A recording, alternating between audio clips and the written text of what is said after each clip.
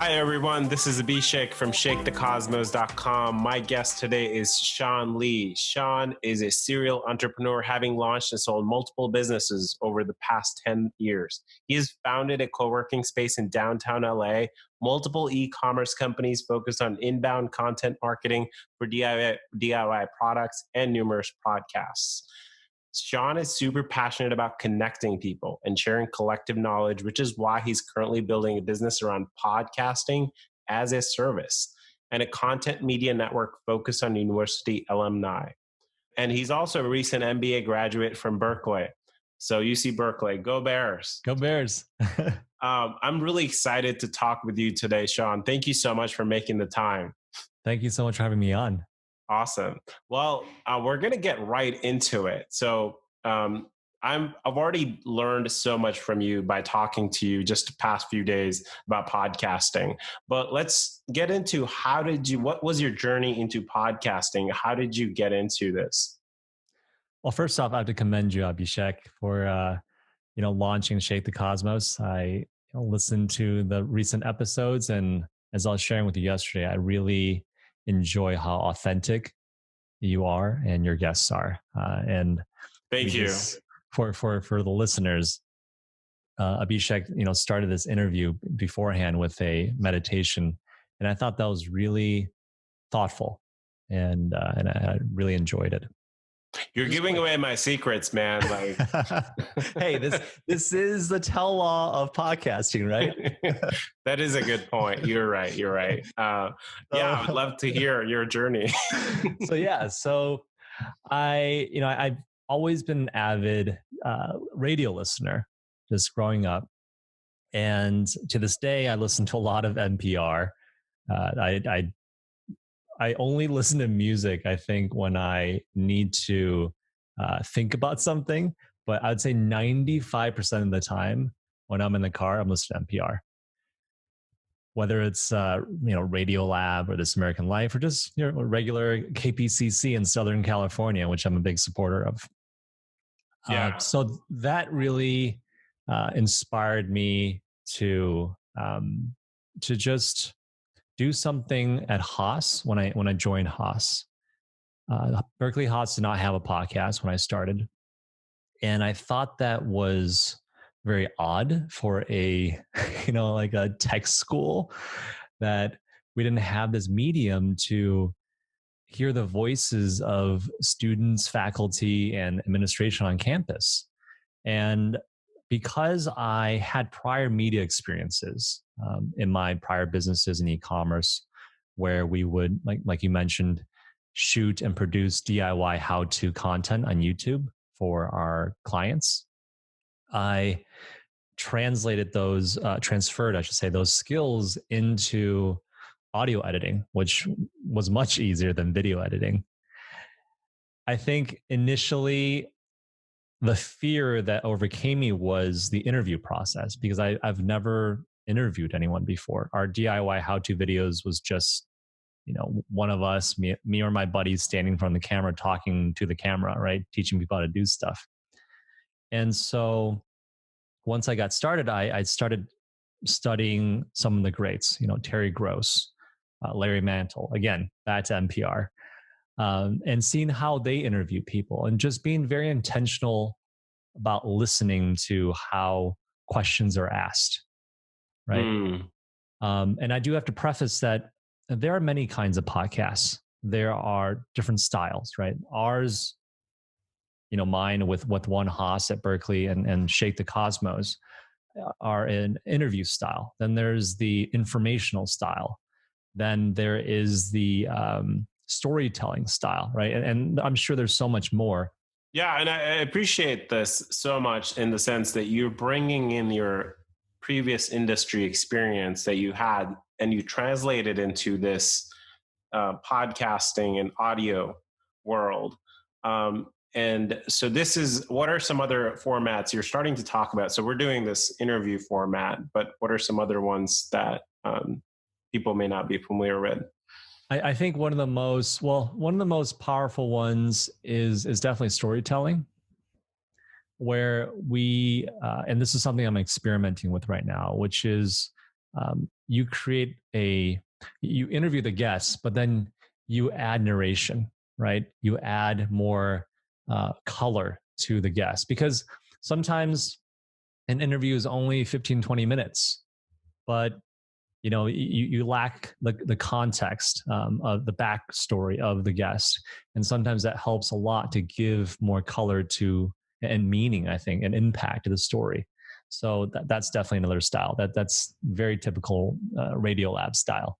Radiolab style. So, and then what is the sort of like, what are the benefits of podcasting that you maybe found yourself, or maybe or you in general that you're aware of? This is funny because this was a discovery process. I didn't find initially podcasting to be all that superior. I thought video was the future, and and still is the future, right? With TikTok and everything. But podcasting has its place, just like books have their place, and magazines and articles. They just serve different purposes for different audiences at different points in time of the day. Like sometimes I want to watch a video, sometimes I want to read a book, and sometimes I just want to listen to a podcast. And the benefit of podcasting is that it somehow is more personal and intimate. And I think what drives that typically is that you remove, with most audio only interviews, you remove the visual layer, right? Which is less distracting for the listener, but for the interviewee, for the people that are conducting the interview, it's also less distracting, because you don't have to worry about my body language or how I look, which I don't care because it's COVID and I haven't cut my hair in 4 months, but it's totally okay. Yeah, I appreciate that. So it's almost like are there podcasting has its own place, and then absolutely. I don't think it's going away. I don't think it's going away at all. Yeah, I mean, one thing I've heard people say is like, when I tell them I have a podcast, they're like, "Oh yeah, everybody has a podcast." And one thing I've also found is apparently 80% of the podcasters quit in 6 months. Yeah. So I'm like, well, I'll just be the 20%. I'll just keep going. That sounds like any business, actually, any startup.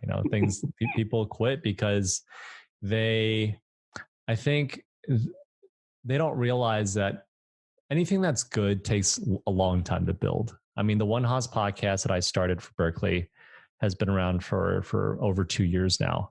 Oh, wow. It doesn't feel that long, but it's something that you kind of just chip away a little bit at a time. And if there's any advice I can give from an entrepreneurial standpoint, it's that you do the same with a business, right?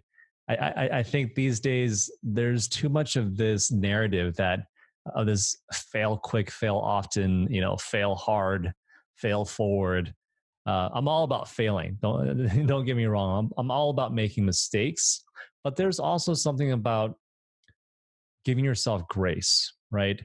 Being deliberate, taking time and patience to practice a craft, to hone a skill, to just do something for a while, right? The whole 10,000 hour rule, right? And I think what's the 10,000 hour rule actually? Oh, I first read about it in Malcolm Gladwell's early book in Tipping Point. I think it was Tipping Point or Blank, I forget. But it's the idea that you become an expert in something after spending roughly 10,000 hours. And that also calculates, it's either the 10,000 hour rule or the 10-year rule. Oh. Now, many people have said, have been saying over the years since the book's been published and that research, I guess, that they've somewhat debunked this theory. But whether you debunk it, believe it or not, there is something to you spending a lot of time honing something and deliberately practicing something and becoming good at it. And that's something I foundationally believe is that I don't believe in passion. Like there's another book I can reference called by Cal Newport. I can already see headlines and billboard, by the way. I don't believe in passion. Sean Lee. I mean, there is definitely this passion myth and this prodigy or talent myth that I think just gets thrown around too quickly. When people say, follow your passion, for a lot of people, how do we take it? How do we take that advice? Right? I appreciate that. Yeah. Or this person is super talented. Like, how do we take that? How do we really take that into our lives? And I think what's more important is recognizing where can you focus and spend a lot of time on to, again, learn and deliberately practice and be student always, and get so good where other people are then, giving you some kind of recognition.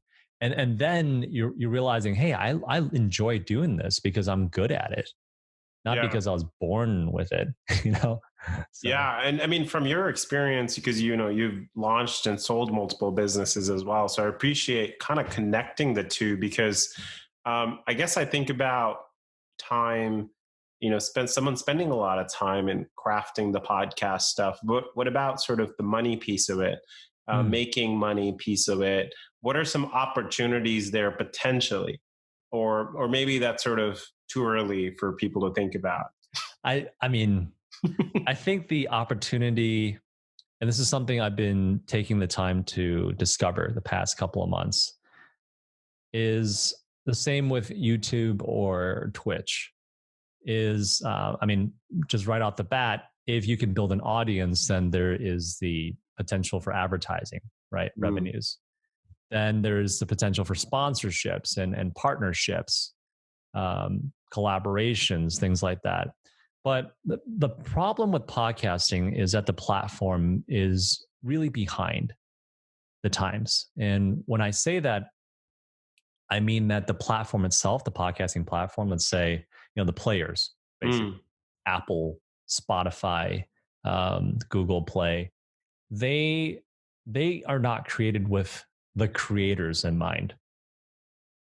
Right. And I say that because you look at YouTube and Twitch, there is this harmony between creators and audiences, right? Creators benefit from having more audiences, right? They get to monetize on their content and get support, financial support for their creations. Yeah. Right? So if I may, so just to reiterate, like, is it sort of those iTunes and Spotify's, they're really designed for the listeners, but there isn't sort of an ecosystem for the creators to.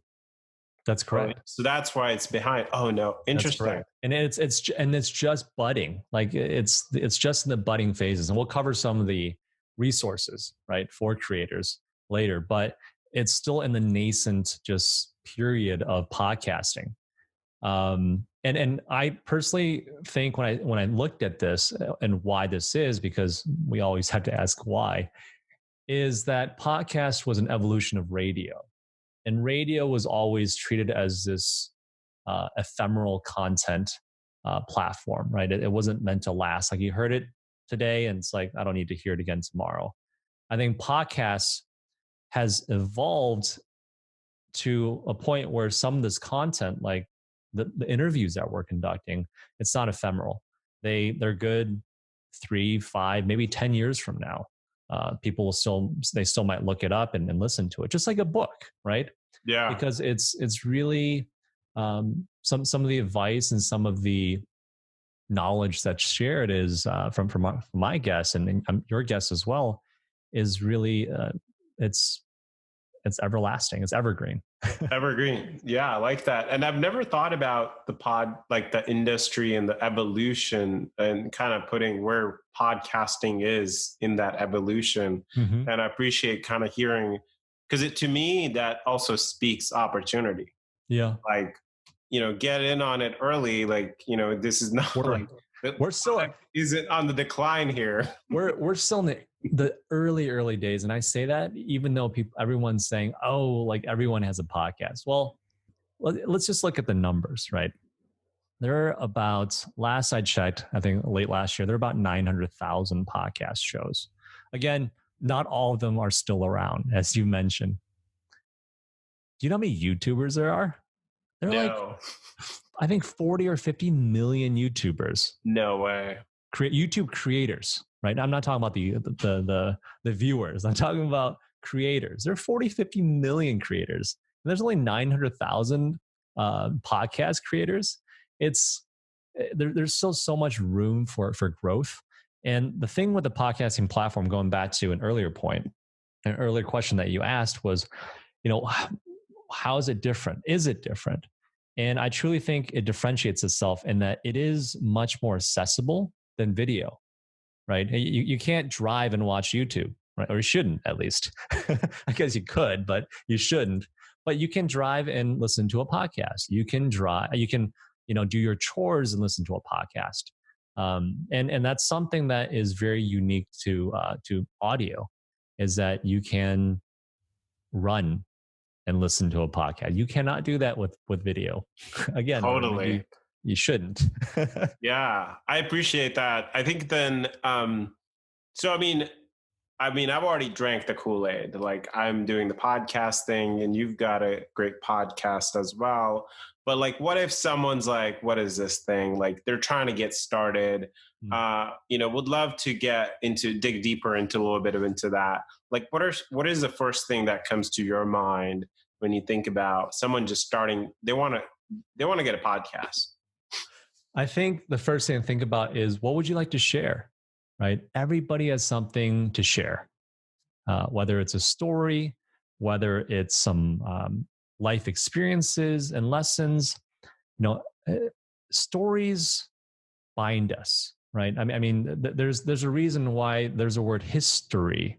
It's got the word story in it, and the evolution of humanity is based on stories, right? We are where we are today because we know the stories passed down from our forefathers and mothers and their forefathers and mothers, right? And that's how we got to where we are today. And so there's a lot of power to us sharing stories. Good. So I think that's a good place to start. That's the easiest place to start, is just look at yourself and ask yourself, what can I share with the world?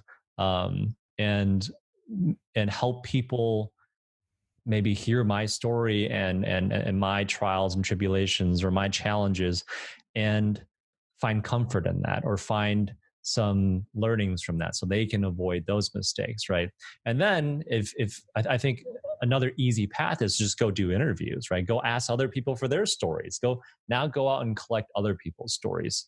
And there's going to be no shortage of that. There are a lot of people on this earth, right? Even if I interviewed one person for us, right, as now these semi-pro podcasters, even if I interviewed one person a day, that's, let's just say 365, let's just say 400 a year, right? I'm going to live for another, ideally 50 years. What is that? 400 times 50, that's 20,000, I think, right? Is my math right? I'm finance. I should know this. Close enough. That's 20,000 people. Yeah. That I can interview in my lifetime. That is not even a drop in the ocean, right? Yeah. That's like a drop in the cosmos. Like drop in the cosmos. I like that. I really appreciate this, how you're going about it too, because I feel like at least the technology piece can be kind of overwhelming. Like, oh, what are the tools I need? But then hold on, like, what is the story? Yeah. And who else maybe you can interview some other guests that could have the same story. And that's a really good point. Yeah, find a theme, right, that you care about, that resonates with you, or that you have experience in. Maybe it's SEO, maybe it's coaching, right? Whatever it is, there's always a theme. There's that you can center your show around, and it's going to evolve. So don't get too hung up on it, right? Just like a business, it's going to pivot.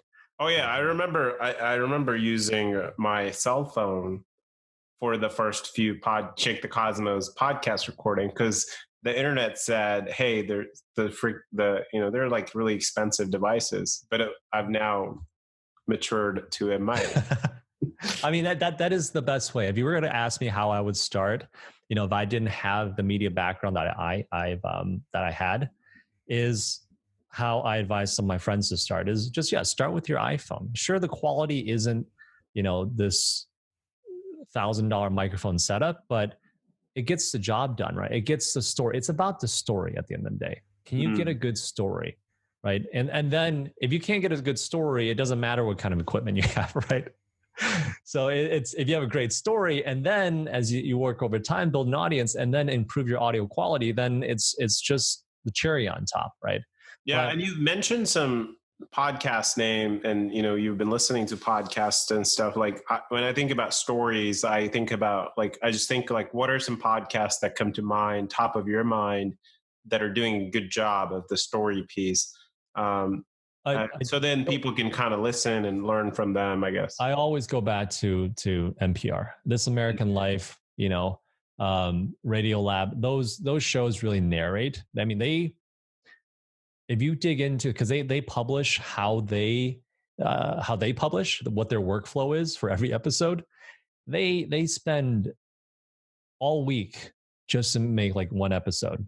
They record 12 hours of audio just to get maybe 15 minutes or 5 minutes of something, right?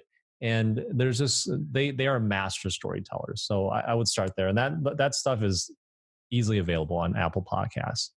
I appreciate that. We'll be sure to include links to that in the podcast description as well. So just so people can go to that. And I mean, it sounds like you've changed my own perspective on this, because it almost sounds like a little bit of an art to it, where, you're going back to the basics, to right. like NPR and stuff.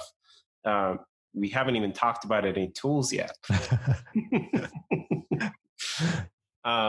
I love that. So, and let's say, so there's a couple of things. Let's say someone's figured out their story, someone's figured out their theme, and they've got an iPhone or a nice phone. What can get them up and running, at least? Sure thing. There's the lowest hanging fruit is Anchor. There's a service called Anchor. I believe it's anchor.fm or something like that. But we'll be sure to include a link to that as well. I'll be sure to include a link to that. Yeah. That it's just an app that you download. You can record on your phone, edit on your phone, and publish on your phone. So Anchor will host your content. I believe it's for free. And it's just kind of an all-in-one service. Now, if you want to move up a little bit from that, then you have what I personally just switched to and use, which is Red Circle.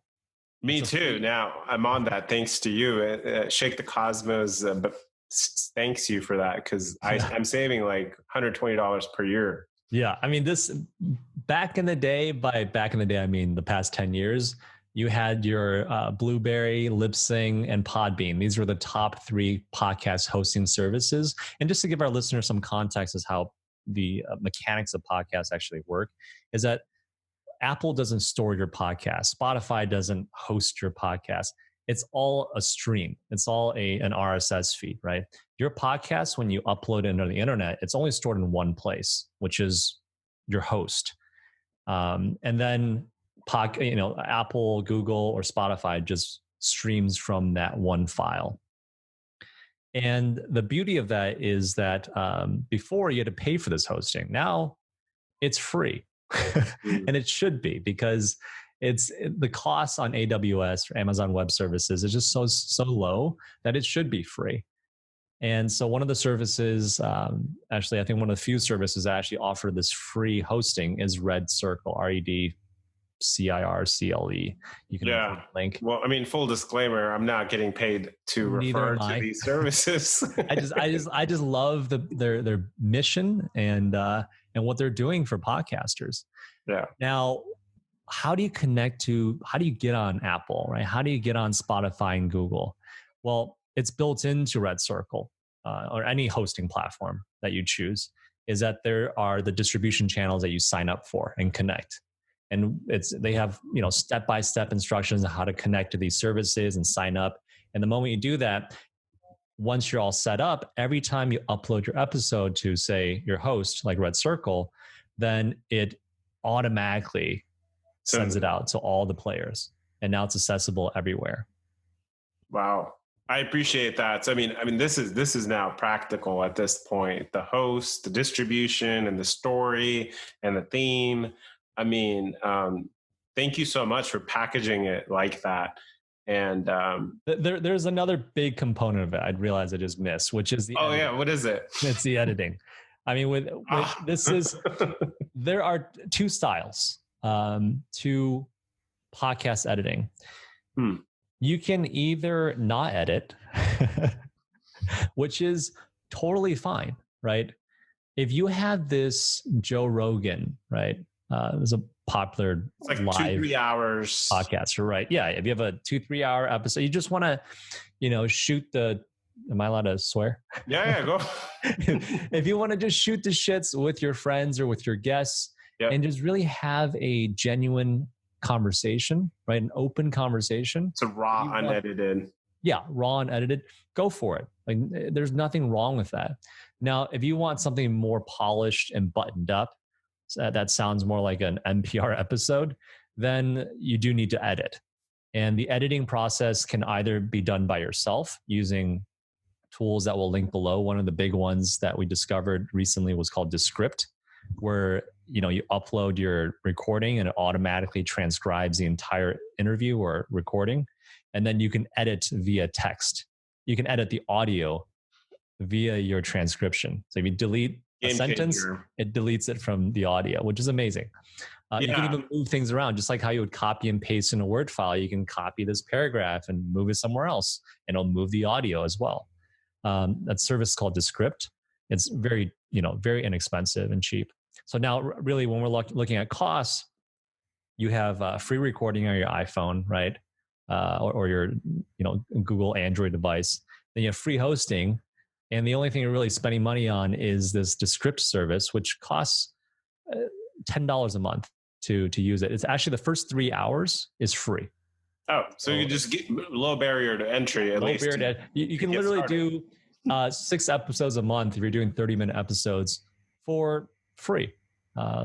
That's good enough for a minimal viable product to get started and keep going. Yeah. But if you someday decide that, you want to move up in production, then you enter the world of production, right? Then you have audio engineers, audio mastering, producers, all that stuff, which is the world that I'm starting to enter into. But you know what? Starting out, just keep it simple.